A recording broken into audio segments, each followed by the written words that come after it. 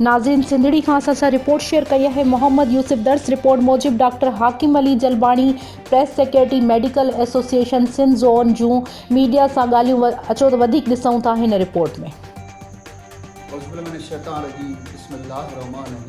Doctor Hakim Ali Jalbani press secretary of Pakistan veterinary medical association Sindh zone. जीअं त सभिनी दोस्तनि जी महिरबानियूं जन फोर्टाज सिस्टम जी समरी ते रात ॾींहुं महिनत करे समरी तैयार कई। उन समरी तैयार करण खां पोइ very talented personality, very active personality, cream of life stock director general साईं नज़ीर हुसैन कलोड़ साहब जो समरी पेश कई वई।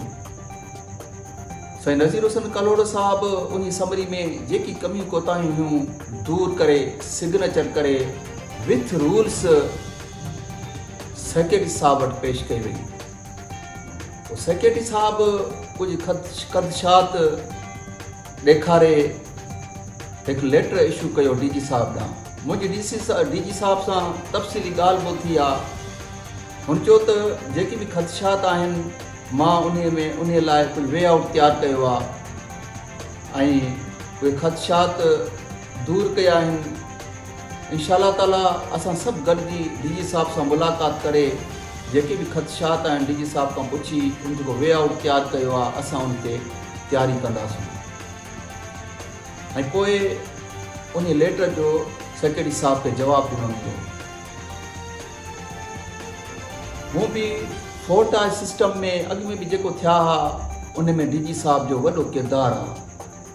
हमेशह असांजो डायरेक्टर जनरल साईं नज़ीर हुसैन कलोड़ साहब जूं वधि में वधि कोशिशूं आहिनि त वेट खे फ़ाइदो थिए ऐं असांजा वेट प्रोमोट थियनि।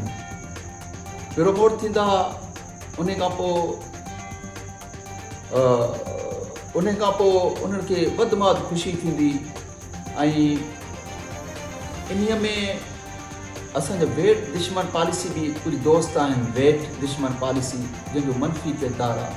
जेकॾहिं उहे असां सां गॾु नथा रहणु चाहिनि त महिरबानी करे इहा वेट दुश्मन पॉलिसी खे छॾे ॾियनि, पंहिंजे वेट लाइ सुठो सोची।